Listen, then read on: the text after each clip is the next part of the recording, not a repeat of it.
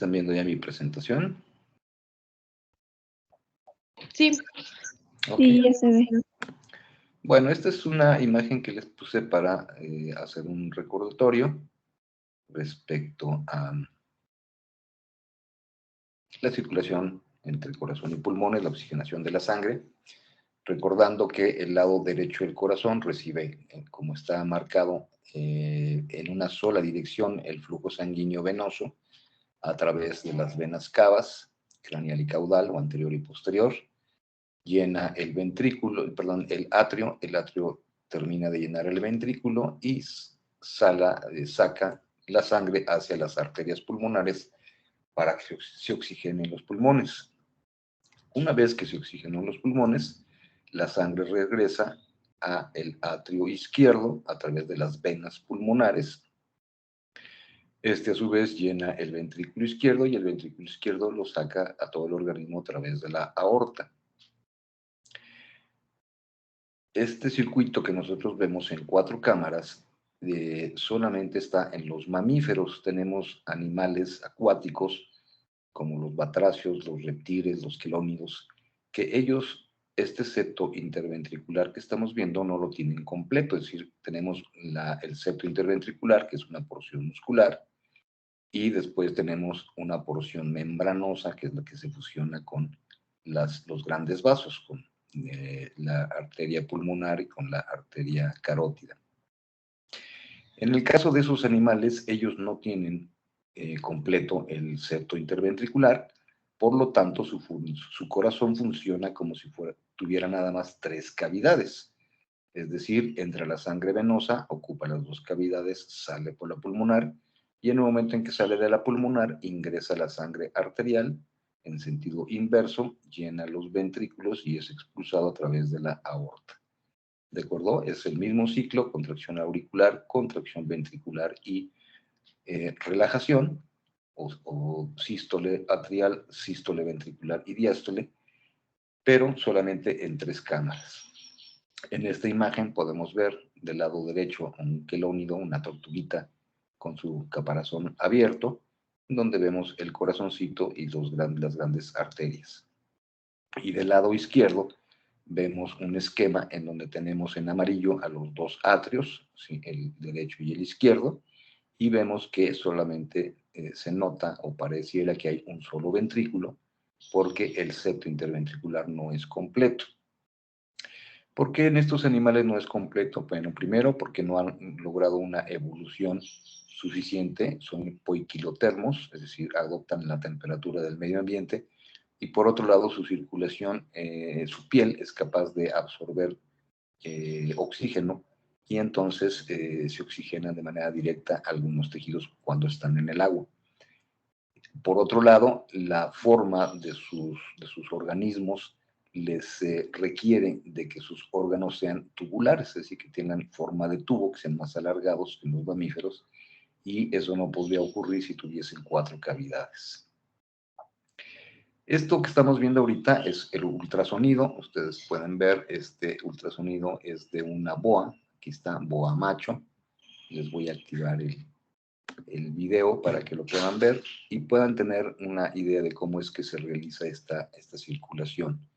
En el video de arriba a la izquierda está la imagen solamente en modo bidimensional, en modo B, o brightness en inglés, y en el video de abajo lo tenemos colocándole la caja del Doppler color para poder ver el movimiento de la sangre. Entonces, obsérvenlo y si tienen alguna duda me preguntan.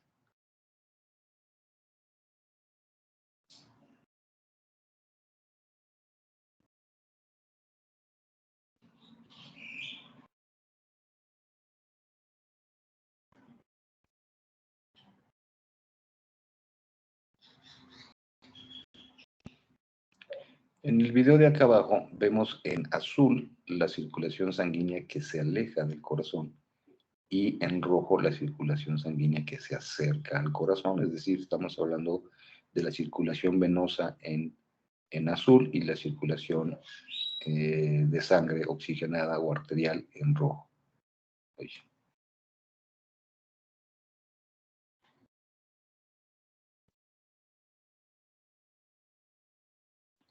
Bien, ¿alguna pregunta con esto?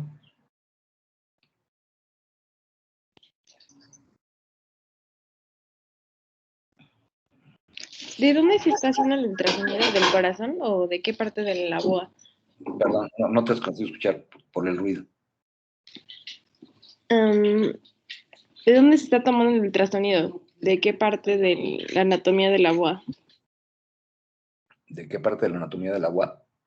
En la caja celómica, lo que vendría siendo el tórax en los mamíferos. Ellos tienen su caja celómica más o menos al final del primer tercio de su cuerpo. Lo que estamos viendo en la imagen es lo que debería de ser, de hecho lo que es el septo interventricular, donde estoy moviendo el cursor, y a los lados tenemos los ventrículos. Aquí se alcanza a ver muy bien la forma contorneada del ápice ventricular. ¿Sí me expliqué? Sí.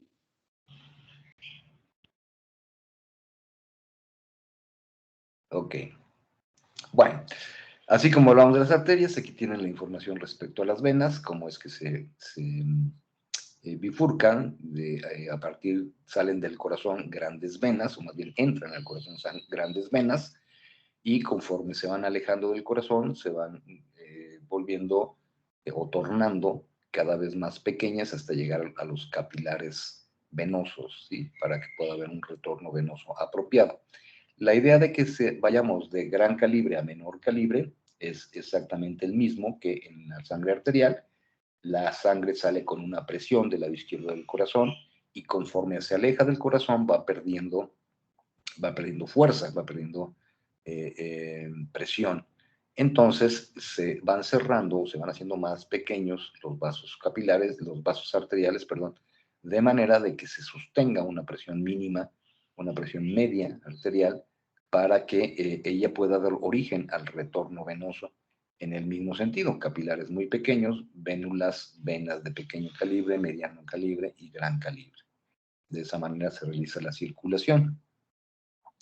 Ya hemos hablado que la sangre se tiene que llevar a pulmones para que los pulmones, a través de los alvéolos pulmonares, a través de los neumocitos de primer orden, realicen la oxigenación o el intercambio gaseoso, si se desprende el dióxido de carbono y el grupo hemo capte oxígeno para convertirse en oxihemoglobina y poder oxigenar los tejidos. Esto ya lo vimos en aparato respiratorio. El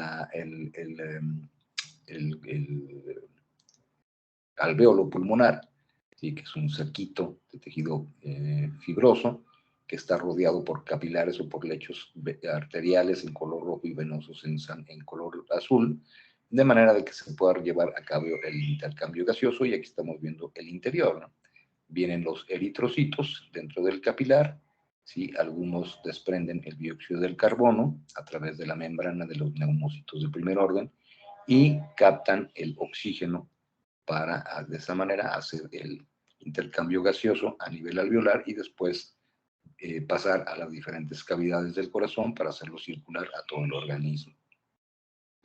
Esto es un poquito de lo mismo. Esto representa el alveolo pulmonar y cómo se realiza el intercambio gaseoso. Algunos eritrocitos desprenden el dióxido de carbono hacia la luz del alveolo y de manera inmediata captan el oxígeno para continuar su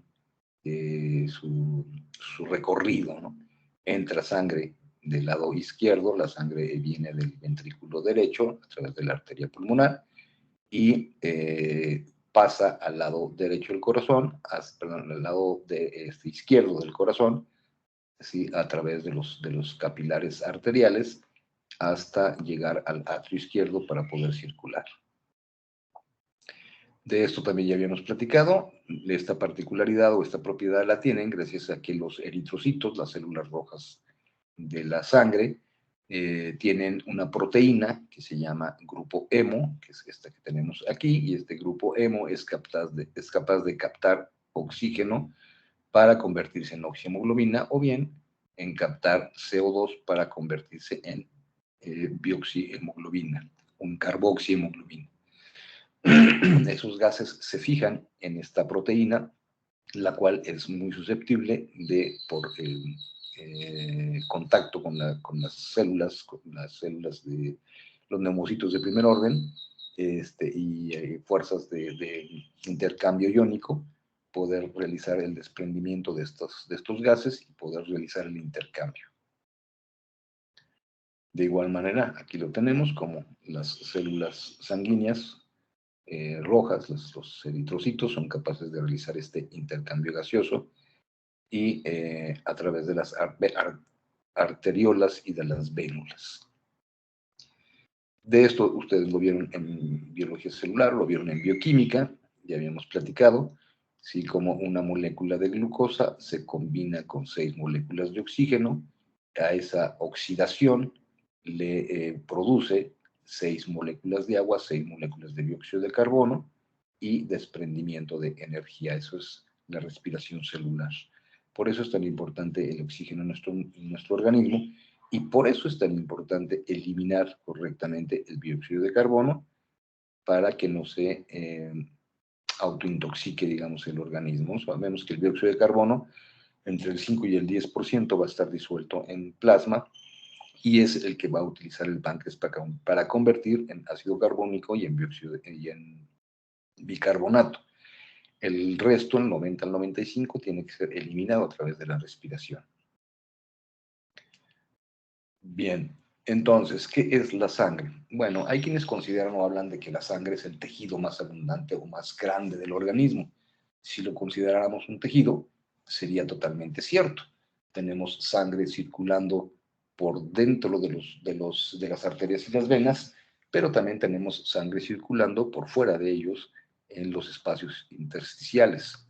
Y sabemos que están compuestos entonces esta sangre por glóbulos rojos o eritrocitos, que son capaces de tener una proteína que se sintetiza en el hígado, el grupo hemo, y que están presentes en la sangre y transportan el oxígeno al resto de las células del cuerpo, así como extraen el dióxido de carbono para que sea eliminado.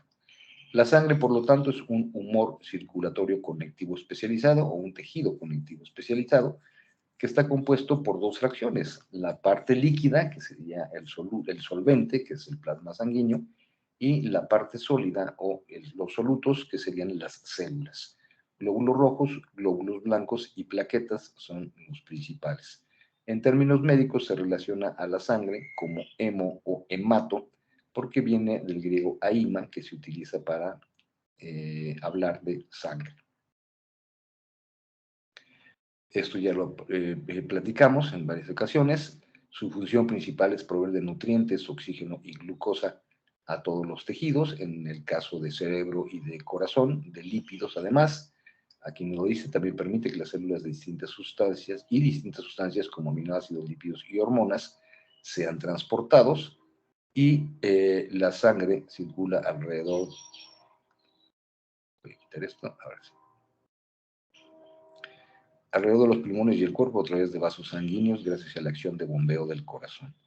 Entonces, aquí es donde tenemos que caer en la importancia de lo que hemos estado hablando durante toda esta unidad, en el corazón como órgano central, con 3 funciones, una eléctrica, que da como consecuencia o genera como consecuencia una actividad mecánica, y esa actividad mecánica hace circular la sangre por todo el organismo.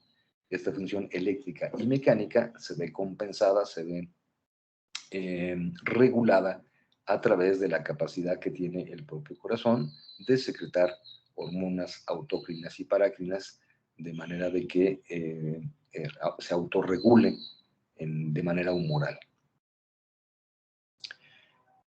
Algo importante que ustedes deben de recordar, porque lo van a ver después, más adelante en otras materias, pero no deben de saber desde ahorita, es que la composición, es decir, la proporción entre plasma y células debe ser 60-40, es decir, 60% de plasma y 40% de paquete celular.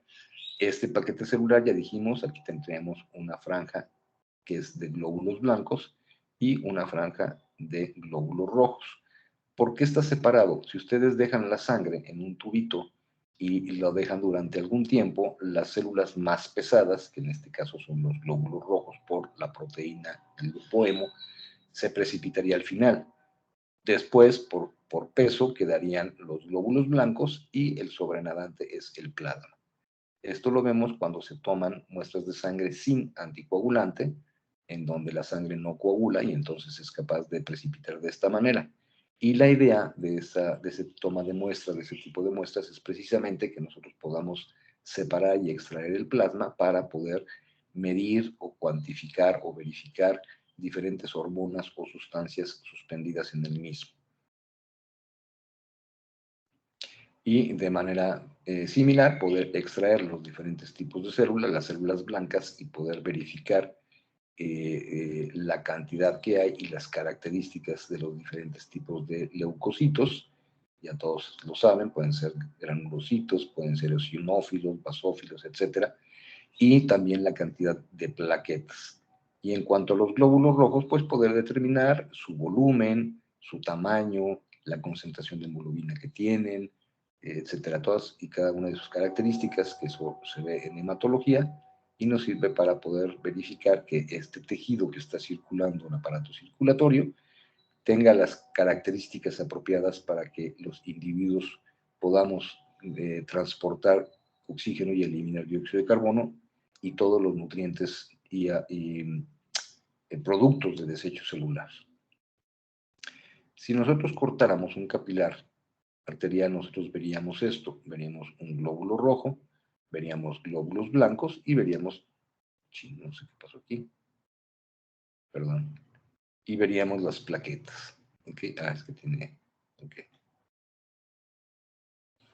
Bueno, esta es lo que les acabo de comentar. Lo importante para nosotros es que siempre se habla del valor del hematocrito. Es decir, para nosotros poder determinar o calcular o tener una idea del grado de hidratación de un paciente, lo hacemos a través de esa correlación entre porcentaje de sangre y de plasma que debe haber entre ellos. Ya dijimos que entre el 40 y el 45% debe de ser de células, y el otro 50 o 55 o 60 debe de ser de plasma sanguíneo, perdón, 55 o 60 debe ser de plasma sanguíneo, ¿no? Es la relación entre el soluto o los solutos y el solvente. También hemos hablado de que la sangre arterial tiene un pH aproximado de 7.4 con una variación de más o menos 0.2, es decir, puede disminuir hasta 7.2, poniendo en grave riesgo la vida del paciente, o puede subir hasta 7.6, de igual manera poniendo en riesgo la vida del paciente. Es decir, el margen es muy, muy estrecho, por eso es que tenemos diferentes sistemas buffer en el organismo que se encargan de mantener ese pH de manera constante. No importa si se tomaron el juguito o si se tomaron el agua alcalina o el agua ácida o un jugo de limón, el organismo se va a encargar de amortiguar el pH de las sustancias que sean absorbidas en sangre para que éstas no desvíen el pH sanguíneo más que dentro de este margen, 0.02. ¿Alguna pregunta hasta aquí?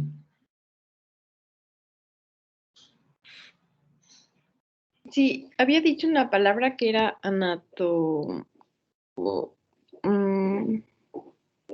como de checar los porcentajes de la sangre y el plasma, pero Hematocrito. eso. Entonces, ¿eso qué es? El valor del hematocrito es la relación entre soluto y solvente sanguíneo, es decir, entre plasma y células. ¿Sí? Deben ser 40 a 45% de células y 55 a 60% de plasma. ¿Sí se entiende? Si Sí. ustedes han visto alguna vez un análisis de sangre, lo primero que determinan es valor del hematocrito, tal porcentaje. Ok, ese porcentaje nos está diciendo esto, ¿sí? ¿Cuántas células están en qué volumen de sangre? Entonces, si el valor del hematocrito es de 45, significa que tenemos un valor de plasma de 55%, porque hay correspondencia de 45 a 55 para darnos el 100% del volumen sanguíneo. Si yo tuviera un 30% de valor de hematocrito, significaría que tendría 30% de células, perdón, 70%, no, sí, 30% de células y 70% de plasma. O al revés, si yo tuviese un 60% de valor de hematocrito, tendría 60% de células y 40% de plasma. Entonces, ahí me está diciendo en qué está mal el paciente. Tiene una disminución en el plasma sanguíneo, en el solvente, que está haciendo que se concentre en mayor cantidad de células, o está produciendo mayor cantidad de células, aunque el volumen sea normal. No se preocupen mucho ahorita por este conocimiento, lo van a ver más adelante, pero es nada más para que tengan una idea de lo que estamos viendo en el aparato circulatorio, es decir, de qué es lo que estamos hablando que se circula a través del aparato circulatorio, perdón, corazón, venas y arterias. ¿Me expliqué? Sí, gracias. Ok, vale.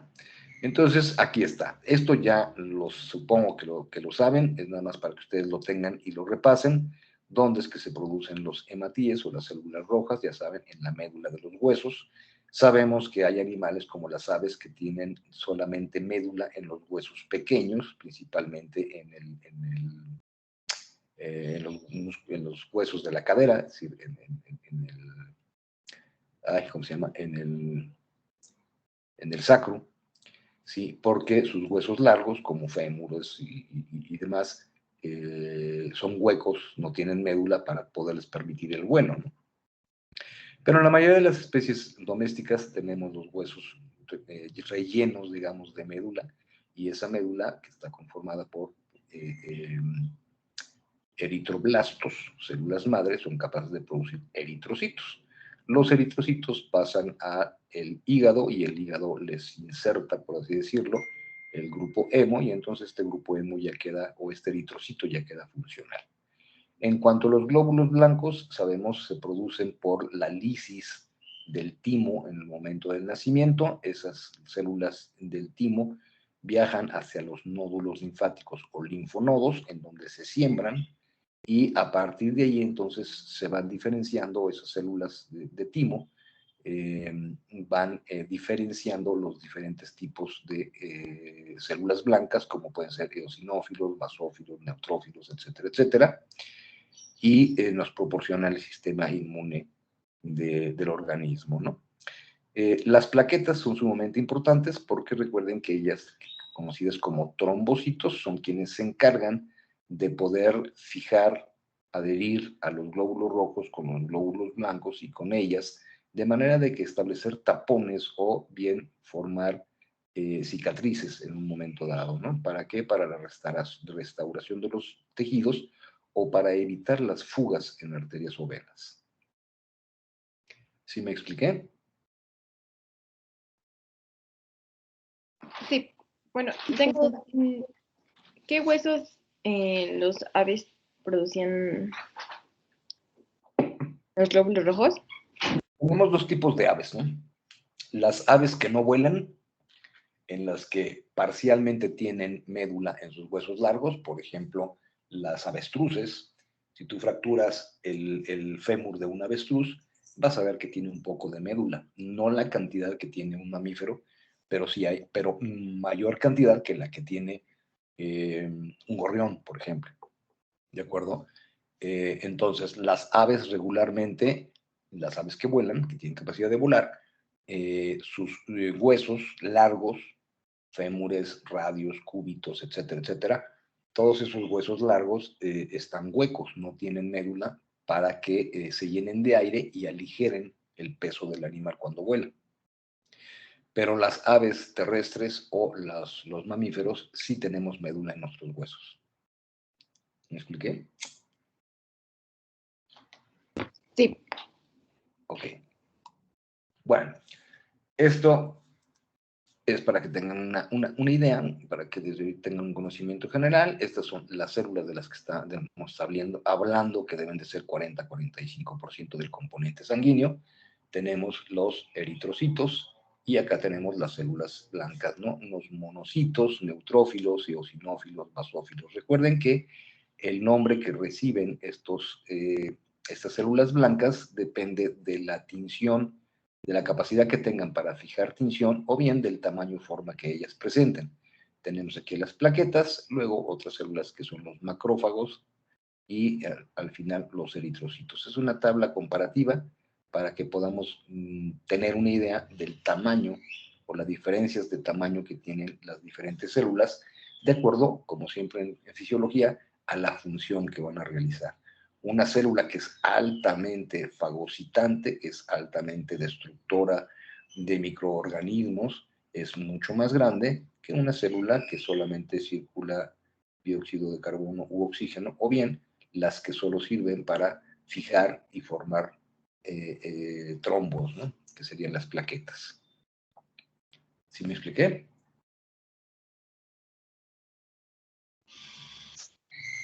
Sí, profe. Muy bien. Bueno, esto ya se los platiqué, es nada más para que tengan la información a la mano. Recuerden que los valores que estoy poniendo aquí de ejemplo son en el humano, ¿sí? Porque en el humano es constante. Y si yo quisiera ponerles ejemplos en otras especies, pues tendría que hacer una lista gigantesca de diferencias, ¿no? Pero para tener una idea, me baso en el humano, que es un valor. Es el mismo humano desde que nace hasta que se muere, ¿no? A diferencia de nuestras diferentes especies animales. Tienen ahí la información para que la consulten, la lean, y cuando lleguen a patología clínica,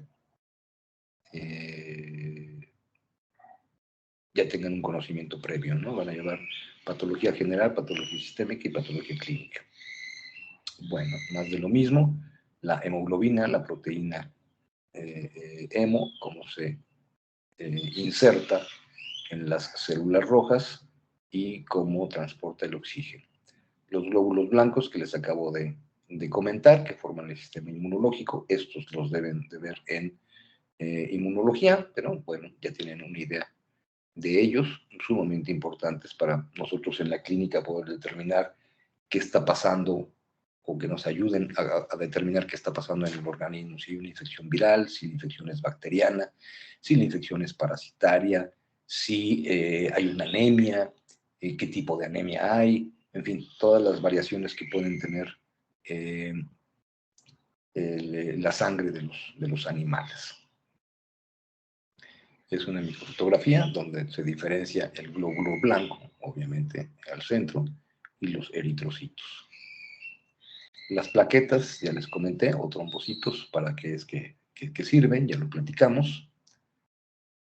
Ahí tenemos una microfotografía en donde se ven precisamente las plaquetas, cómo forman una especie como de red. Todos estos hilitos amarillos son las uniones, las cadenas de plaquetas, y hacen esa red precisamente para adherirse a la luz de los vasos arteriales o venosos y de retener células para entonces de esa manera formar una cicatriz o un trombo que evite la salida de sangre o de plasma hacia el exterior del vaso. Ahora bien, los grupos sanguíneos. Los grupos sanguíneos son algo que nos mete mucho ruido a los médicos veterinarios, porque pues en los humanos sabemos que tenemos grupo A, grupo B y grupo AB, y que el factor RH puede ser positivo o negativo. Entonces, trabajamos con muy pocos grupos sanguíneos. ¿En qué consiste? Bueno, los grupos sanguíneos consisten en qué proteínas están adheridas a la superficie de los eritrocitos. ¿Sí? Por ejemplo, aquí nos dice en la membrana de los glóbulos rojos, pueden existir unas proteínas especiales. Son glucoproteínas y arbitrariamente se les ha dado el nombre de A y B. Entonces, un glóbulo rojo que tiene proteína A en su superficie, ¿sí?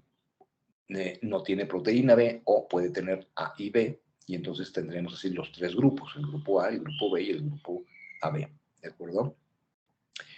Los individuos que tienen grupo sanguíneo A, si sus glóbulos rojos tienen a la glucoproteína A en su membrana, siguiendo el mismo criterio para el resto de los grupos, si no existe, entonces tendremos el cuarto grupo, que es el grupo O, ¿de acuerdo? Entonces el grupo A es porque tiene proteína A, el grupo B es porque tiene proteína B, y el grupo AB es el que tiene ambas proteínas, o bien el grupo O, que no tiene ninguna.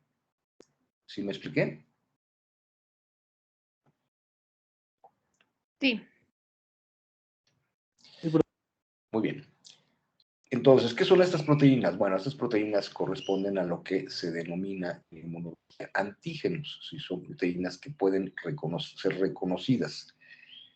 En el plasma sanguíneo tenemos anticuerpos, ¿de acuerdo? Anticuerpos, y en este caso serían humorales, ¿no? Inmunoglobulinas. Estas inmunoglobulinas son capaces de reconocer a estas proteínas y formar un conjugado y entonces neutralizarlas o activarlas dependiendo de lo que esté sucediendo.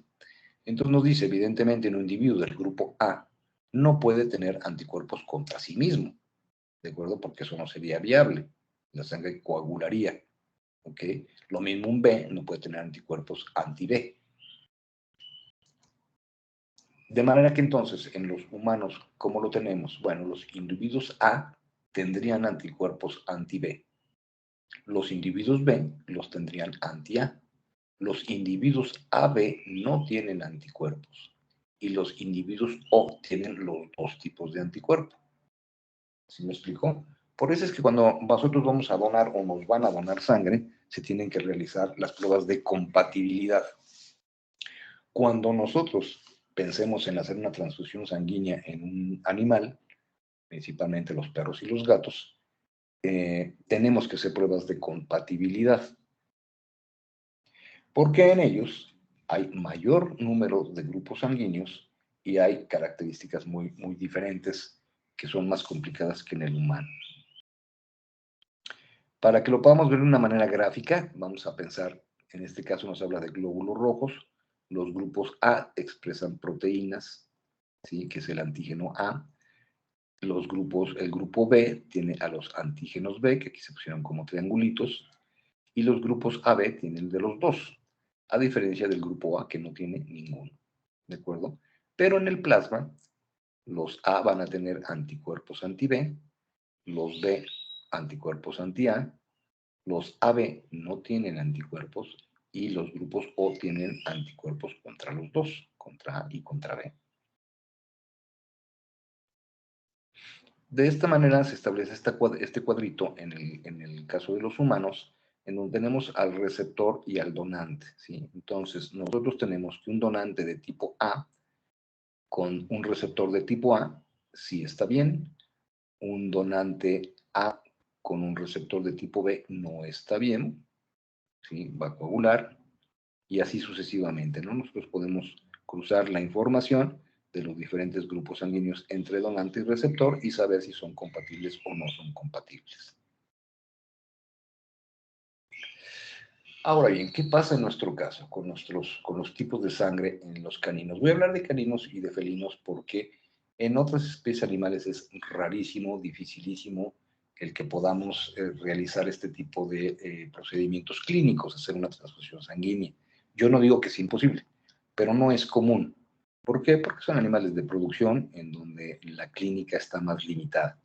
Pero en el caso de los perros y de los gatos digamos que una tarea más o menos frecuente. Entonces, por eso me voy a referir a ellos. Los perros o los cánidos tienen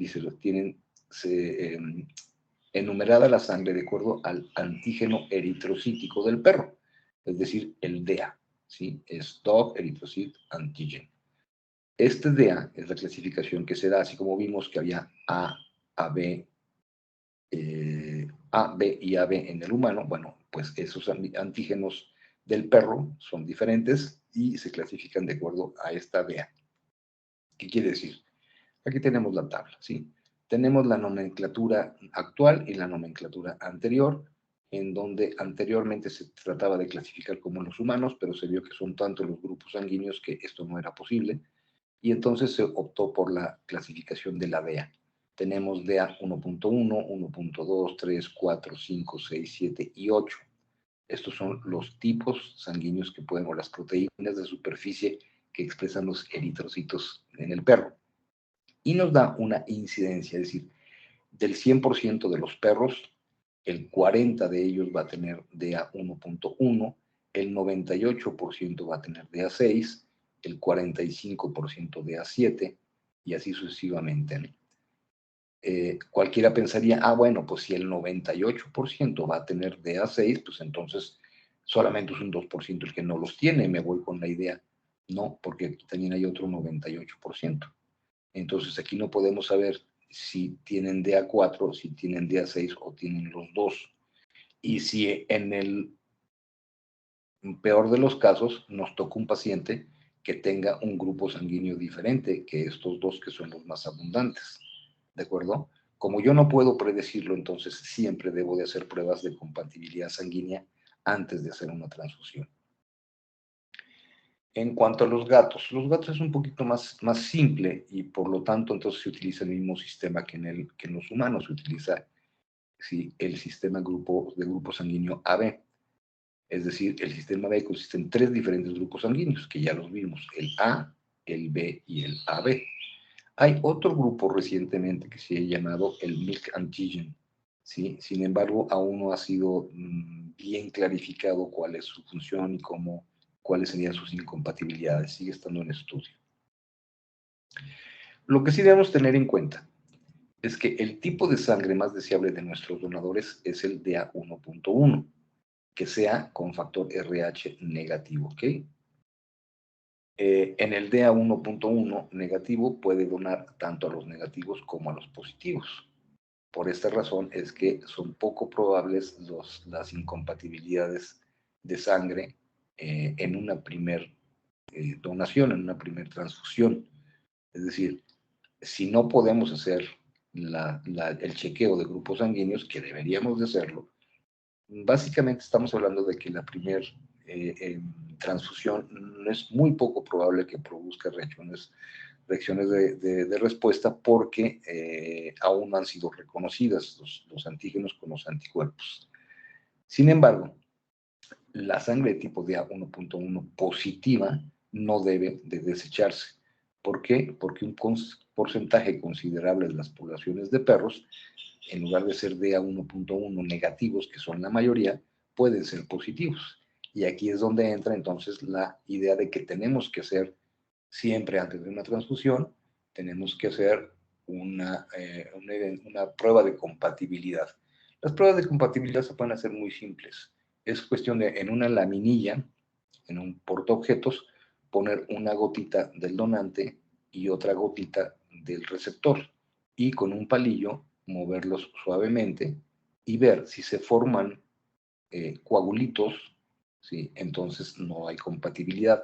Si no se forman coagulitos, sí hay compatibilidad, independientemente de que no identifiquemos el grupo sanguíneo.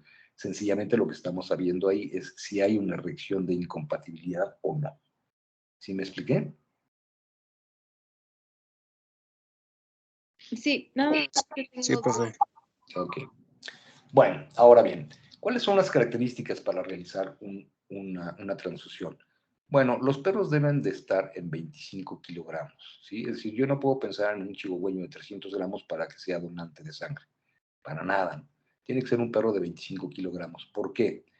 Porque si está entre 1 a 6 años de edad, su hematocrito va a ser igual o mayor a 45%, es decir, la cantidad de células que va a tener va a ser del 45%. ¿Sí? Habría que hacer la tipificación de sangre y deben de estar obviamente vacunados y desparasitados. Algo que hay que tener mucho cuidado, que muchas veces no se hace porque somos medio salvajes los veterinarios, es que yo veo la urgencia de que un paciente por algún accidente tuvo un sangrado y requiere una transfusión sanguínea y entonces agarro el primer perro que pasa enfrente y le hago la transfusión a partir de ese animal. Pero si ese animal no está vacunado, le vamos a transmitir enfermedades infecciosas. Si ese animal no está desparasitado, le vamos a transmitir enfermedades parasitarias. Entonces, no es correcto utilizar cualquiera. Sí deben ser perros de 25 kilogramos con un valor de hematocrito igual o superior al 45%, que estén vacunados y desparasitados, obviamente libres de enfermedades infecciosas, libres de hemoparásitos, que sean animales dóciles, porque no se van a anestesiar. Si yo anestesio este animal para obtener la sangre, le voy a transfundir también al receptor anestésico y entonces no funciona de esa manera, ¿no? Y lo mejor o lo preferible es que sean animales que estén esterilizados. ¿Para qué? Para no hacer transfusión de hormonas. ¿Sí me explicó? En el caso de los gatos, deben tener entre 1 y 6 años de edad. Deben ser animales que vivan dentro de casa, que no sean de esos que se salen en la noche y regresan todos mordidos, infectados, parasitados y demás. Que tengan un hematocrito igual o mayor a 35%. Igual hay que hacer la tipificación de sangre de los 4 grupos sanguíneos, que debe estar libres de enfermedades infecciosas, libres de hemoparásitos y de igual manera, de preferencia, esterilizados para no producir problemas de tipo hormonal. ¿Sí se entendió? Sí. Bien. Ahora, ¿qué pasa con los perros? Podemos colectar hasta 450 mililitros. ¿De quién estamos hablando? De perros, ya dijimos, mayores de 25 kilos, ¿de acuerdo?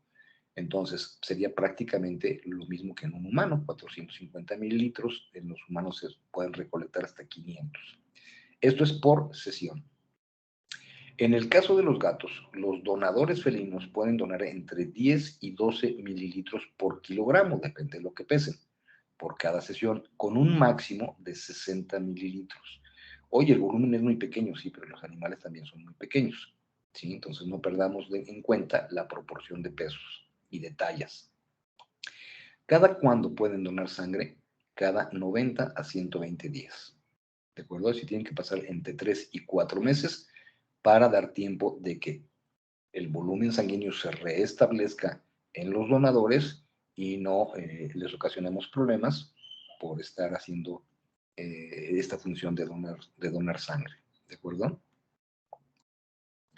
Bien, ¿alguna pregunta con sangre? Sí, profe, yo tengo. Dime. ¿Qué es el RH? LH. No, RH. El factor RH. Es otra proteína que se encuentra presente en la superficie de los eritrocitos. Se conoce como factor RH y solamente hay dos, el positivo y el negativo. Bueno, hay más, pero los importantes son el positivo y el negativo. ¿De acuerdo? Negativo con negativo está bien, positivo con positivo está bien, pero no podemos dar positivo a negativo ni negativo a positivo. Eso es en cualquiera de las especies animales. ¿Sí me expliqué? Sí, profe, gracias. Ok. Por eso entonces siempre se debe checar el grupo sanguíneo y el factor RH, para que haya compatibilidad entre anticuerpos o entre proteínas y anticuerpos. Bueno, vamos a hablar ahora de cómo evaluamos o cómo podemos evaluar a este aparato circulatorio. Dijimos que el corazón tiene una función eléctrica, ¿no? Hablamos del sistema de conducción eléctrico cardíaco, hablamos de las deflexiones que se producen cuando se genera esta energía eléctrica o esta corriente eléctrica del nodo sinusal hacia los dos atrios y después hacia el nodo atrioventricular, cómo lo recibe el nodo atrioventricular y la conduce a través de la cejís hacia las dos ramas, la izquierda y la derecha, y cómo llegan esta corriente eléctrica hasta las fibras de Purkinje para despolarizar a los miocitos cardíacos. Todo esto, todas estas deflexiones que dijimos, la onda P representa a la despolarización atrial, el QRS a la despolarización ventricular y la onda T a la repolarización de todo el corazón. Esta energía eléctrica que se genera en el corazón va a viajar a través de los líquidos corporales, de los espacios extracelulares, hasta la superficie de la piel, o hasta la superficie del individuo en su piel. ¿De acuerdo? Entonces, nosotros podemos colocar, como estamos viendo en la imagen, electrodos en la superficie de la piel del paciente y recolectar o recoger o percibir esa corriente eléctrica, mandarla a través de estos cablecitos a lo que se conoce como un transductor, es decir, un aparatito, una cajita que recoge esa información eléctrica y la manda a un aparato que conocemos como electrocardiógrafo, que la amplifica y además nos la grafica, de manera de que nosotros podamos evaluar la función eléctrica del corazón a través de un electrocardiograma. ¿Sí me explicó?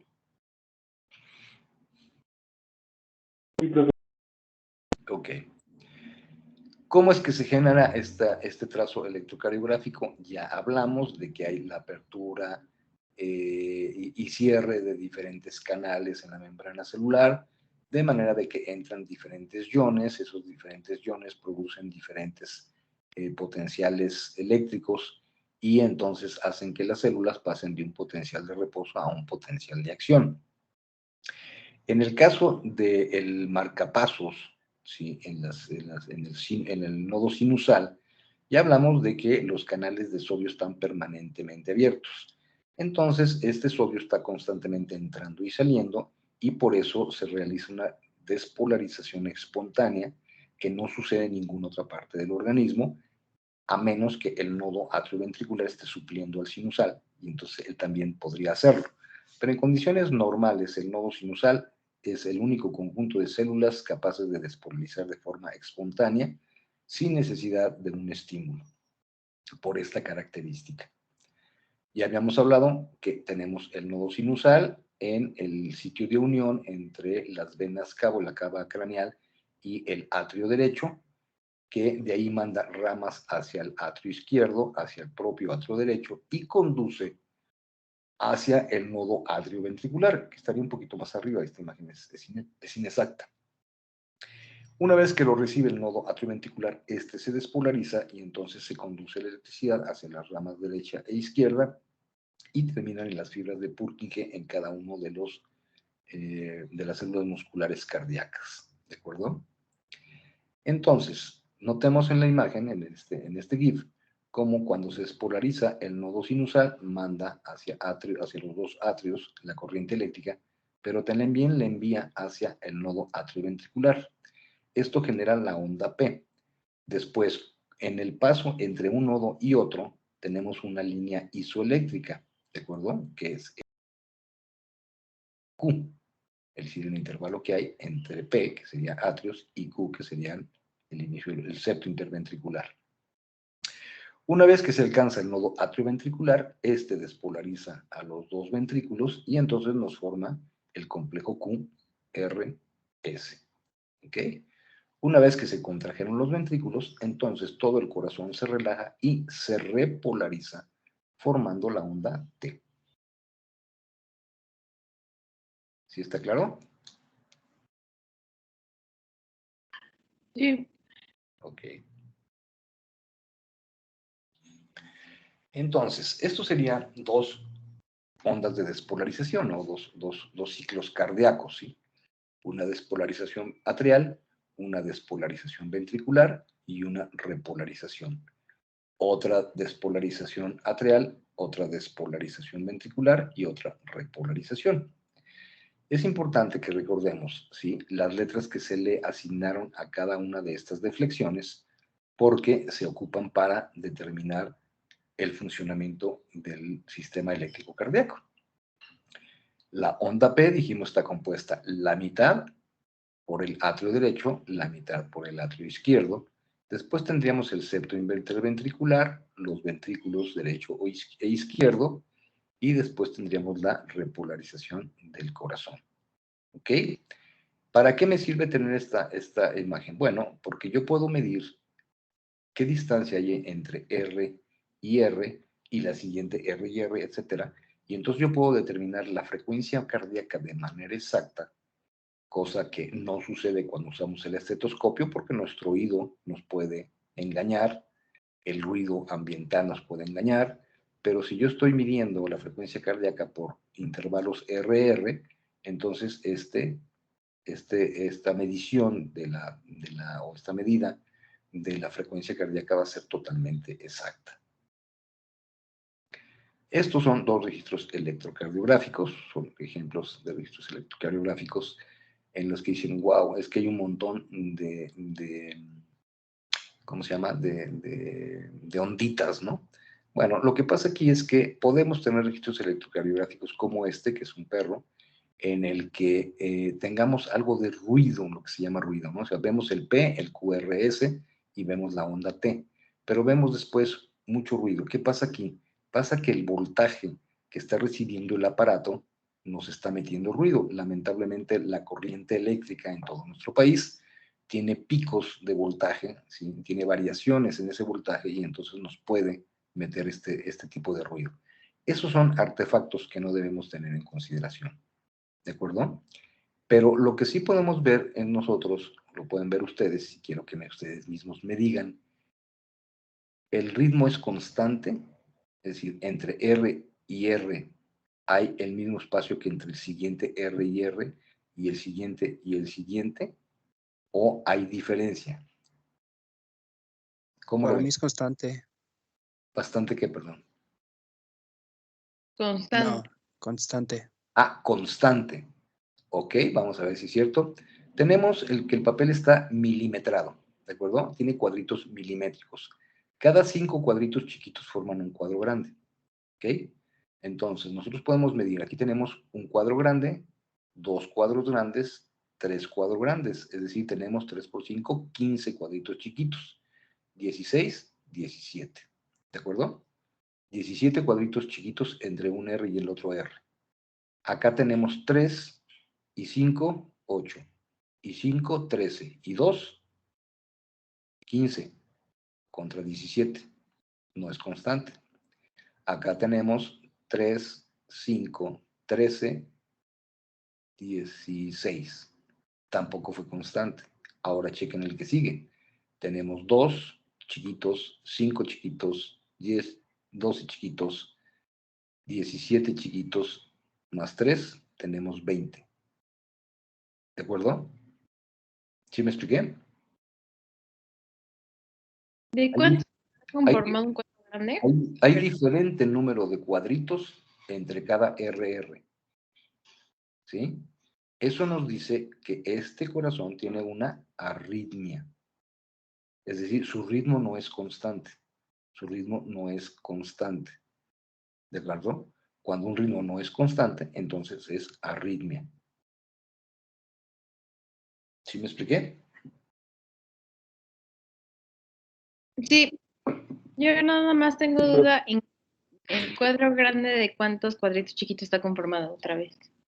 Este cuadro grande, vamos a poner, este cuadro grande, no estoy moviendo el cursor, tiene 5 cuadritos chiquitos. Dejen ver si lo puedo ampliar. No, no lo puedo ampliar. Bueno, ahorita les busco uno donde que lo pueda ampliar. Ok, entonces cada cuadrito grande tiene 5 cuadritos chiquitos. ¿De acuerdo?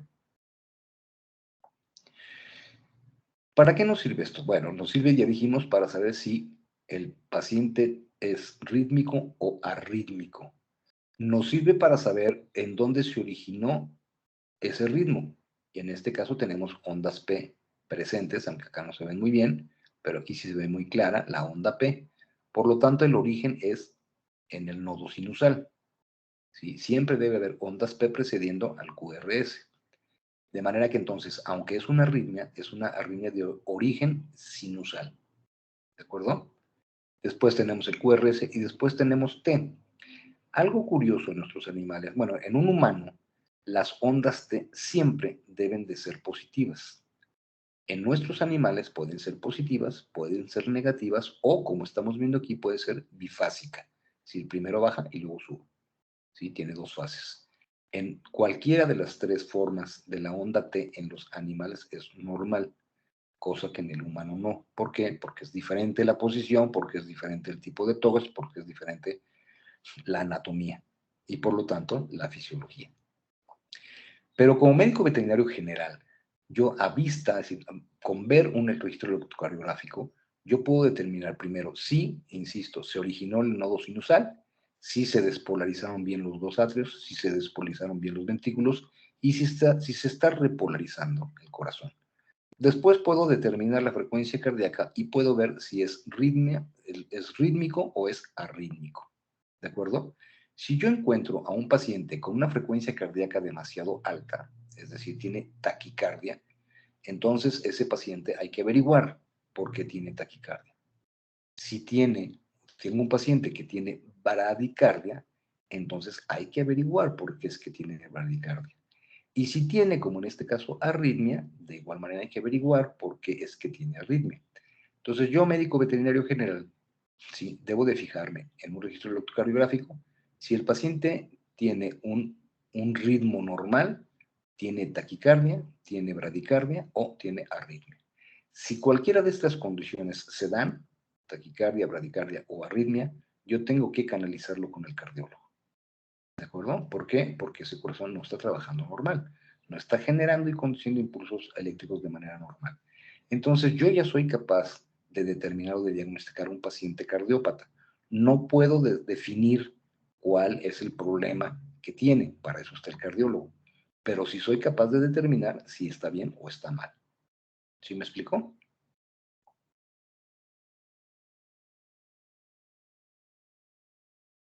Sí. Ok. Ahora, si ya vimos este de aquí arriba, compárenlo con el de abajo. ¿Qué vemos de diferente en este de abajo? Que está al revés. No, no está al revés. Está correcto. La morfología de las deflexiones es diferente. Es decir, tenemos, vamos a verlo aquí, una onda P. Después tenemos un QRS, pero lo tenemos invertido, negativo. Y después tenemos la onda T. ¿Sí? Esto es un perro, un animal de talla pequeña, de un peso no mayor de 60 kilogramos. Esto es un animal que pesa 400, 450, 500 o hasta 600 kilogramos. Es decir, este es un caballo. Como el corazón está muy alejado de la superficie corporal, ¿sí? La corriente eléctrica, en lugar de acercarse al electrodo, se aleja. Por esa razón tenemos la deflexión negativa. Esto es normal en un caballo, esto es normal en un perro. ¿De acuerdo? Entonces, dependiendo de la especie que yo esté evaluando, debo tener en mente que la anatomía, ya dijimos, la forma obedece a la función y por lo tanto va a haber diferencias. Si ustedes se fijan, aquí nos dice que tenemos una frecuencia de 90 por minuto, ¿sí? 87, 102. Es decir, el paciente está variando y dijimos, es arrítmico. Pasa de 90, disminuye 87 y aumenta 102. Y acá tenemos un caballo que él tiene 29 por minuto, 24 por minuto y luego nuevamente 29 por minuto. ¿Sí me explicó? La frecuencia cardíaca en un caballo es muchísimo menor que la de un perro. Claro, estamos hablando de animales en reposo. Si yo pongo a correr al caballo o yo pongo a correr al perro, pues obviamente las frecuencias van a aumentar. ¿Sí me expliqué? Sí, Sí, profe. Ok. Pero si yo me voy a dedicar a caballos, debo tener como médico general de caballos la misma idea. Yo debo determinar si el origen de la despolarización es sinusal, si hay ondas P. Si hay onda P, si tenemos un QRS y si después del QRS hay una onda T. Ok, entonces yo puedo hacer lo mismo. Yo puedo medir el intervalo RR de aquí a acá y luego de aquí a acá y entonces determinar si es rítmico o arrítmico. ¿De acuerdo? Teniendo en consideración que las deflexiones son diferentes, ya dijimos, por la talla y peso del animal, que la frecuencia cardíaca es diferente por la talla y peso del animal. ¿De acuerdo? Entonces, este es un electrocardiograma normal en un caballo y este es un electrocardiograma normal en un perro. ¿Sí? Ahora, si yo les pusiera registros electrocardiográficos de gato, de cobayo, de rata, de león, de tigre, de jaguar, tenemos unas variaciones sorprendentes, ¿no?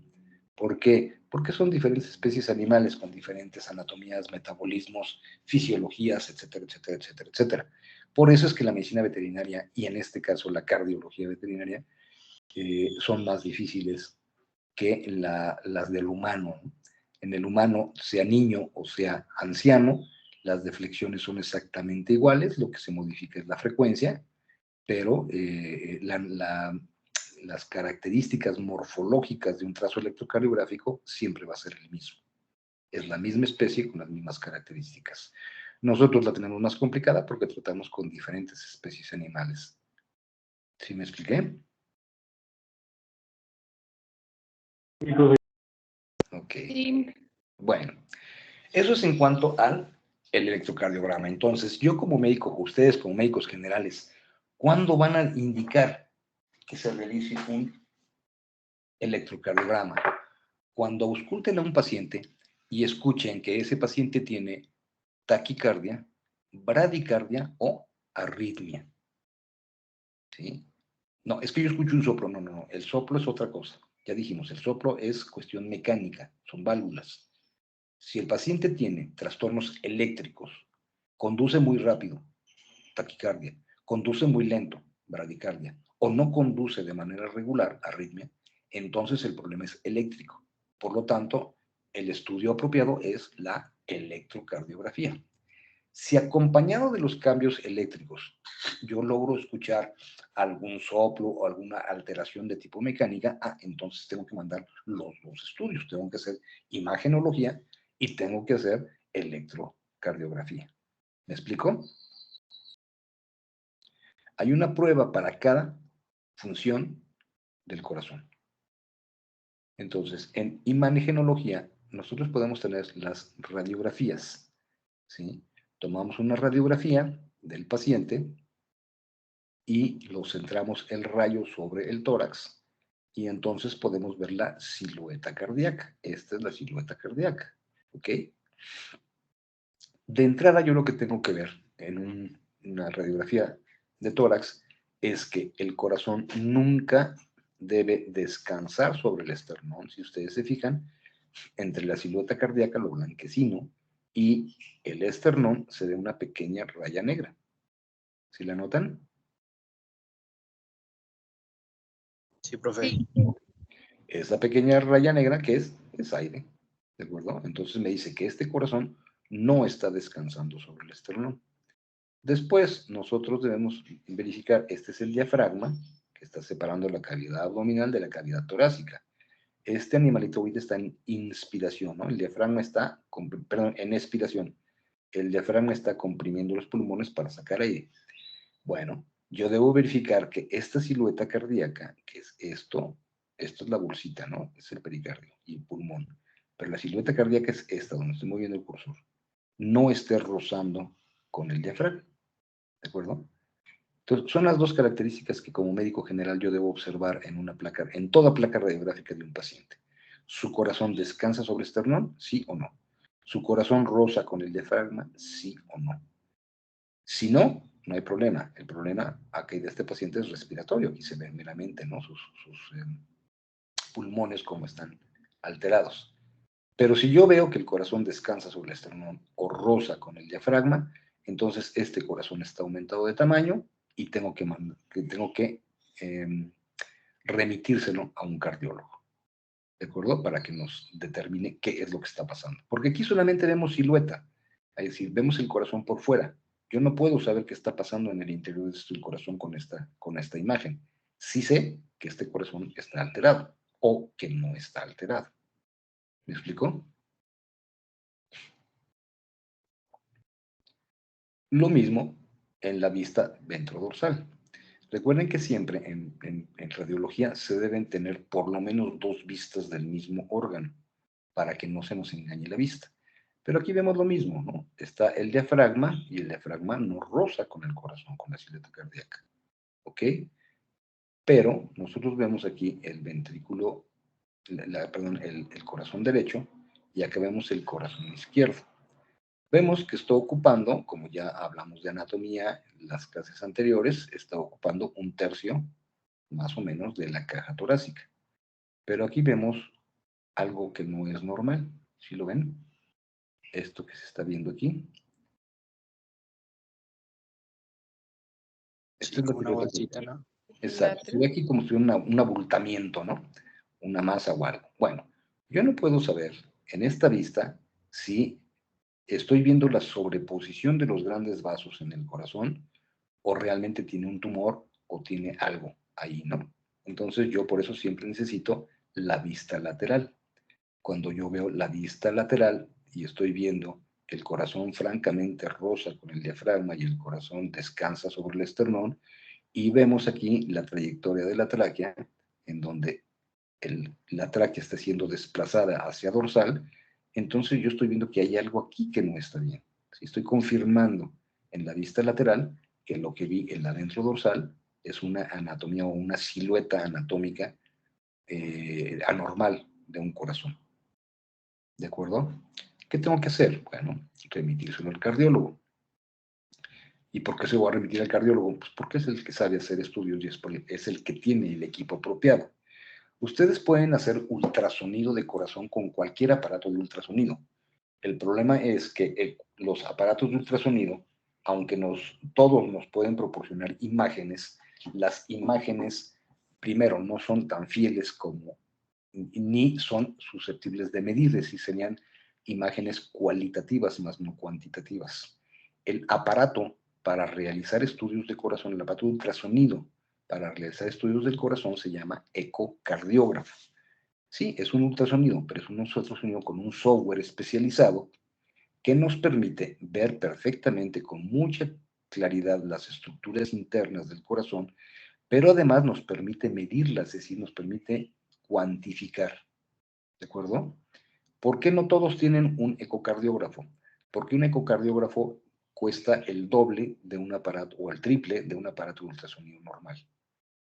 ¿De acuerdo? Entonces solamente los cardiólogos nos aventamos a comprar un equipo de estos, mientras que el médico general puede tener una vista general, una vista no cuantificable de la silueta cardíaca o del interior del corazón, sencillamente con cualquier aparato de ultrasonido.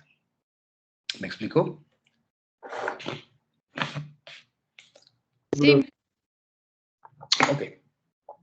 Esto, ¿cómo lo aprendo? Lo aprendo viendo. Tengo que educar mi ojo y mi cerebro para saber qué estoy viendo. El transductor, es decir, el cristal piezoeléctrico, el aparatito, la sonda que genera el ultrasonido es este punto de origen. ¿Sí? Este manda una onda de sonido que la forma o la abre en forma de cono. ¿Por qué lo hace en forma de cono? Porque es la forma que tiene el corazón y entonces es más fácil poderlo ver. Yo en este ultrasonido puedo saber si estoy utilizando el software del aparato para ver cardiología o para ver abdomen, dependiendo de dónde esté la marca de la marca, obviamente, con la señal, la letra de la marca del aparato. Este aparato es un Milray, ¿sí? Es el que tengo yo en mi laboratorio. Entonces, el laboratorio le pone una M. Si la M está del lado derecho de la pantalla, lo que estoy viendo, utilizando es el software de cardiología. Si esta M está del lado izquierdo, entonces estoy utilizando el software de abdomen. ¿Sí se entiende? Sí, sí, profe. Sí. Entonces, cuando yo veo una imagen gráfica, es lo primero que tengo que observar. ¿Estoy utilizando el software adecuado o no? Si no, pues lo activo. ¿Sí? Bien. Entonces, yo estoy viendo aquí la pared libre del ventrículo derecho. ¿Sí? Después veo la cavidad derecha, el ventrículo derecho. Esta sería la válvula tricúspide y este sería el atrio derecho. Este es el septo que separa los dos ventrículos, es decir, el septo interventricular. Y aquí estaría el septo interatrial. Acá está el atrio izquierdo y el ventrículo izquierdo. Si ustedes se acuerdan, las válvulas, la válvula mitral en este caso, se abre de acuerdo a la contracción que tengan los músculos papilares en el fondo del corazón. Entonces aquí tenemos un músculo papilar y aquí tenemos sus cuerdas tendinosas. Estas cuerdas son las que jalan a esta válvula para que se abra hacia el ventrículo, ¿sí? De atrio hacia ventrículo. ¿De acuerdo? Aquí no alcanzamos a tener una imagen clara de esos músculos papilares en el lado derecho del corazón. ¿Por qué? Porque mi transductor está dirigido hacia ver cámaras izquierdas. Si yo lo moví, porque a mí lo que me interesaba en este caso era ver cámaras izquierdas. Estas las veo con más claridad, con más definición que las otras. Si yo muevo el cursor y lo posiciono hacia derecha, entonces voy a perder calidad en la imagen de izquierda, pero la voy a incrementar en derecha. Es decir, yo soy capaz de manipular las imágenes de acuerdo a la conveniencia de lo que yo quiero evaluar. ¿Sí me expliqué? Sí. Bien, como yo estoy viendo el interior del corazón, yo puedo evaluar entonces qué está pasando con ese corazón. Vimos un corazón muy grande. Ok, si el corazón está grande de los dos lados, o nada más del lado izquierdo, o nada más del lado derecho, está grande porque los atrios están grandes. Es decir, ¿qué es lo que está pasando en el interior de su corazón? Yo no lo puedo ver en la radiografía, lo puedo ver perfectamente en la ecocardiografía. Y además lo puedo medir.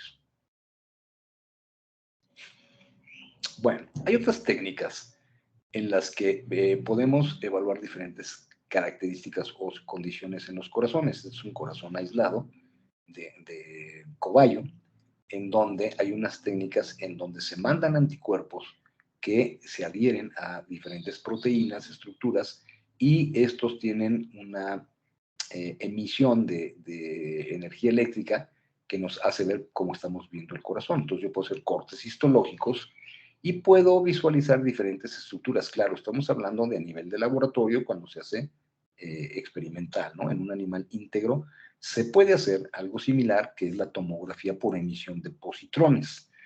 ¿Qué significa eso? Bueno, significa que por la vía endovenosa se le inyecta al paciente un líquido que es capaz de adherirse al corazón y de emitir positrones, ¿de acuerdo? Entonces, esa emisión de positrones lo vamos a pasar al paciente por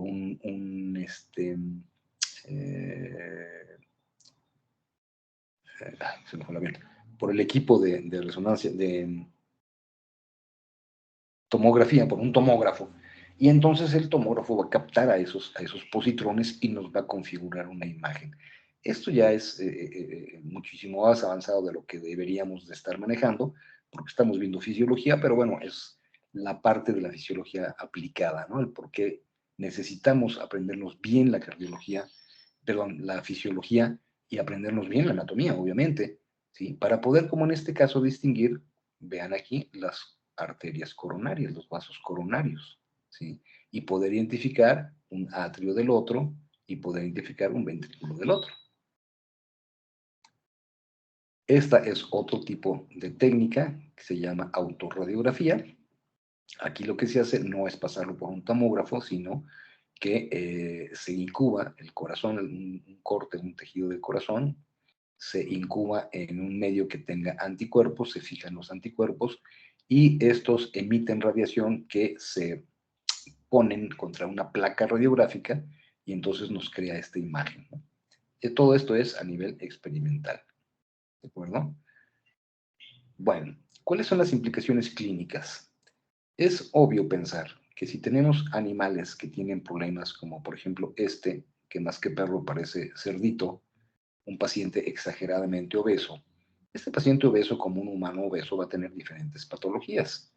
¿Sí? ¿Por qué? Porque su organismo no va a funcionar de manera adecuada, que si es un perro que hace ejercicio y está sano.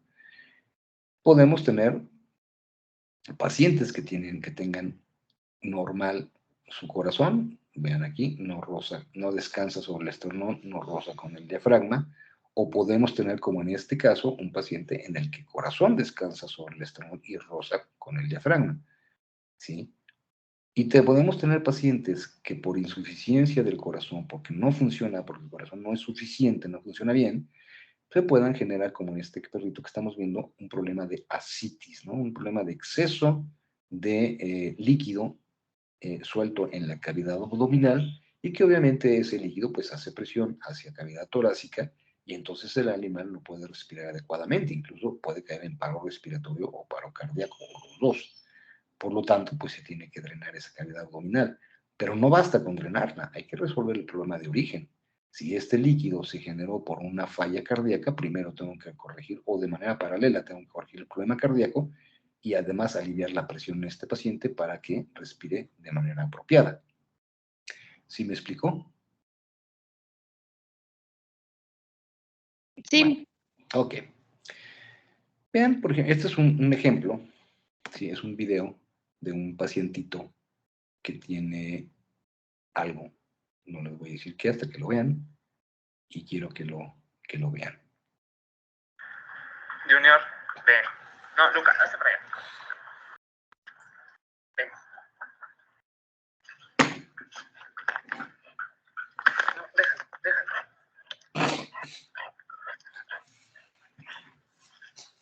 Ven, Junior, ven.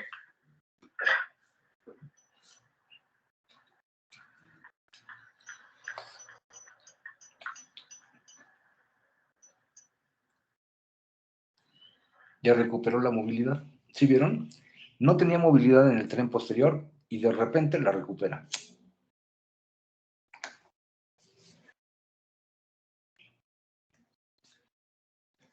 ¿Cuál sería la primera impresión de un médico veterinario general? El paciente tiene un problema de columna, tiene un problema de cadera, ¿no? Lo atropellaron, se cayó una escalera, lo patearon. O sea, tiene algún traumatismo, ¿no? Sería la primera impresión que nos da. Sin embargo, vemos que pasados unos segundos, el animal recupera de manera espontánea la movilidad del tren posterior. ¿Por qué creen que haya sucedido esto en este paciente?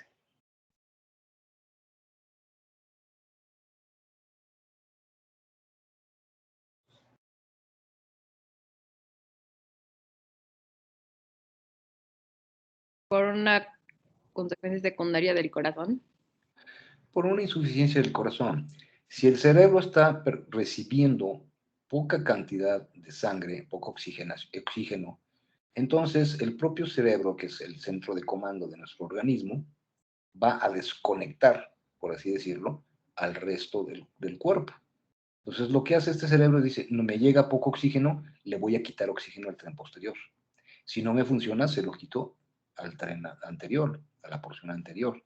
¿De acuerdo? ¿Por qué? Porque él tiene que preservar sus funciones. Entonces, esto es un efecto por una insuficiencia cardíaca. El corazón no estaba bombeando suficiente sangre al cerebro y el cerebro, ¡pum!, desconecta al resto del cuerpo. ¿Sí? Hay diferentes ejemplos de esto que se conoce como lipotimia o síncope de origen cardíaco. Otra de las causas podría ser no que el corazón no esté funcionando bien, sino que el corazón, las arterias de ese corazón, por mala dieta, por no hacer ejercicio, en los humanos por el cigarro, el alcohol, etcétera, etcétera, las comidas así, las carnitas bien grasosas, bien sabrosas, bueno, pues resulta ser que las arterias empiezan a acumular en su luz pequeñas placas ateroscleróticas, ya habíamos hablado de ello. Es decir, el colesterol se pega en el endotelio vascular y entonces forma un flujo que ya no es laminar. ¿Por qué? Porque aquí rebota y entonces forma un flujo regurgitante. Pero por otro lado, también se estrecha la luz de la arteria y entonces se reduce el volumen y se incrementa la presión. Ahora, aquí tenemos una placa aterosclerótica ya muy avanzada. La arteria está obstruida hasta en un 85%, es decir, es muy poca la sangre que circula. Sí, entonces, por insuficiencia cardíaca o por problemas vasculares, es probable que un paciente pueda presentar signos muy diferentes y que nosotros debemos de ser capaces de detectar y de atender, si es de nuestra competencia, o canalizar con el especialista que corresponda. En este caso, este ejemplo es del problema que tenemos los humanos, este es un corazón de humanos. Las arterias aortas, ya se los había comentado, las arterias coronarias, disculpen, las arterias coronarias son muy delgadas en el humano y por lo tanto son muy fáciles de que se puedan tapar. Ya habíamos hablado, en el caso de los animales, perros y gatos, son únicas, son igual que en el humano, pero son muy gruesas, por lo tanto es difícil que se puedan obstruir. O bien en otros tipos de animales, en donde las arterias coronarias son dobles, ahí todavía es más difícil que se pueda presentar este problema. ¿De acuerdo? ¿Qué problemas cardíacos pueden haber? Bueno, recuerden que yo les comenté hace tiempo que el corazón es el único órgano que es capaz de autocompensarse y de autorremodelarse. Es decir, el corazón tiene esas dos propiedades para forzarse a sí mismo a siempre circular la sangre, es decir, garantizarle al organismo que haya suficiente flujo de sangre. Entonces, él es capaz de hacer todos esos ajustes fisiológicos de manera de que haga un esfuerzo de no fallar, de no dejar de oxigenar al organismo. Uno de ellos, una normalidad, es lo que conocemos como una hipertrofia. Noten ustedes el grosor de estas paredes del miocardio. Este es el septo interventricular, la pared libre del ventrículo izquierdo y la pared libre del ventrículo derecho. Están totalmente engrosados, ¿sí? Esto es la hipertrofia. Y esta hipertrofia, como está hacia adentro de la luz de las cavidades, es una hipertrofia concéntrica. Podríamos tener una hipertrofia excéntrica, es decir, que el grosor, el aumento de volumen de este músculo se dé hacia afuera y no hacia adentro de la cavidad. Entonces sería una hipertrofia excéntrica. ¿Sí me expliqué?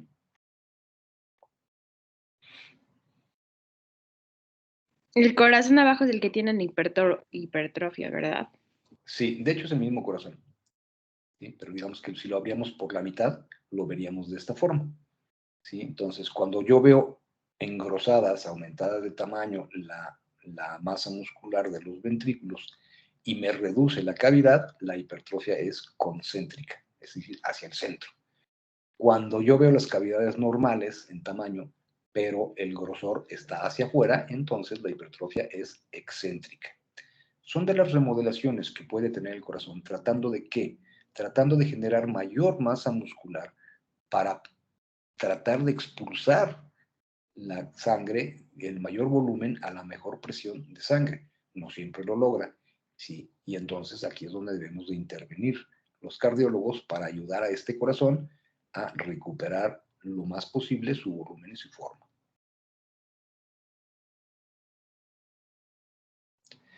Vean, por ejemplo, este corazón. Es un corazón de perro y está totalmente redondeadito, ¿no? Como el de una rana. ¿Sí? ¿Por qué? Por la hipertrofia que sufrió, ¿sí? Se modificó. Veanlo acá, como está totalmente gordito, ¿no? Bueno, nosotros podemos ver que si ese corazón se remodeló, ese corazón cambió su forma, entonces el registro electrocardiográfico también se va a modificar. ¿Por qué? Porque el sistema de conducción eléctrico cardíaco va a tratar, bueno, se va a ver adaptado a esa nueva masa muscular, a esa nueva forma que está adoptando el corazón, y entonces nosotros vamos a tener en un registro electrocardiográfico pues diferentes variaciones, ¿no? Ustedes pueden ver aquí en la derivada 2, ¿sí? El pequeño tamaño que tiene este complejo QRS, y además es bifásico, ¿no? Normalmente dijimos que QRS debe ser hacia arriba, ¿de acuerdo? Aquí se modifica. ¿Por qué? Porque hay una alteración no eléctrica, sino una alteración mecánica, una alteración de forma que me está modificando, obviamente, la función eléctrica. Podemos tener en otros casos en las que los atrios, en este caso las aurículas, tengan un exceso de estimulación, un exceso de movimiento, y entonces eso se llama fibrilación. Se los pongo como ejemplos nada más para que puedan ver la utilidad que tiene y la necesidad que tenemos de aprender fisiología, porque si no, pues después no podemos determinar las afecciones que puedan tener los pacientes, en este caso sobre el sistema cardiovascular. Ya hablamos de los problemas neurológicos, ya hablamos de los problemas endocrinos, ya hablamos de los problemas respiratorios, ahorita estamos en esto y después vamos a hablar sobre los problemas de tipo renal, ¿no? Como fisiología del aparato urinario. Bueno, entonces, como dice el doctor House, solo preguntando se profundiza o se aclaran dudas. ¿Alguna pregunta? Yo, profe. Uh-huh. El síndrome del corazón roto también se da en los animales.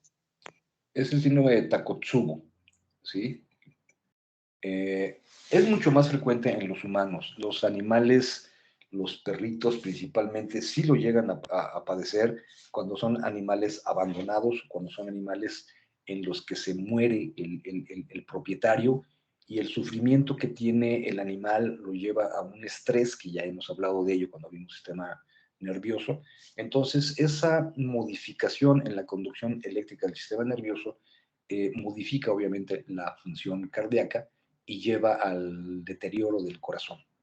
¿Sí? Los seres humanos somos más aprensivos, tenemos una zona límbica mucho más desarrollada y somos más susceptibles del síndrome de Takotsubo. Pero sí se puede generar en perros, ¿no? Los gatos, como a los gatos les vale madre la vida, no tienen ese problema, ni las demás especies animales. Gracias, profe. Sí, por nada. Bien, ¿alguien más? ¿Alguna otra pregunta?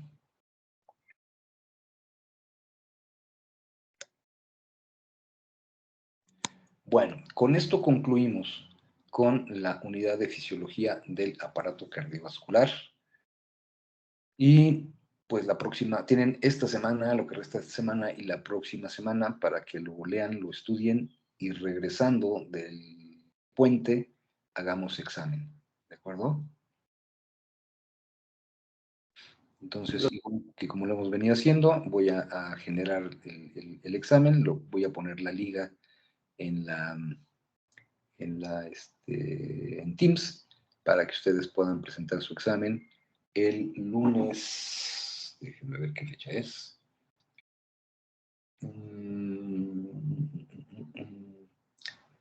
Sería el lunes 8 de noviembre. ¿De acuerdo? La próxima semana es puente. 1 y 2 no tendremos clase, por lo tanto, el día 8 a la hora de clase, a las 8 de la mañana, lunes 8 tendríamos el examen de fisiología cardiovascular. El día 8 a las 8, ¿verdad? De 8 a 8:30, ya saben, les doy 30 minutos, ¿vale? Para que se conecten con tiempo, para que tomen todas las precauciones y chequen que su internet funcione y todo lo demás para que no haya problemas, ¿vale? Y tienen, pues, prácticamente semana y media, vamos a decir 2 semanas para que se pongan a estudiar. Perfecto. Bueno, entonces déjenme paso lista. Ya están 36 conectados, perfecto. Están todos, o casi todos. Y pues si no hay más preguntas, que tengan un bonito fin de semana, que tengan una excelente puente. Los veo el día 8. Nos hablamos el día 8 en el examen, ¿vale? Cuídense mucho. Gracias, profe, igualmente. Hasta luego, profe. Gracias, Adiós, igualmente. profe. Gracias, médico. Buen día.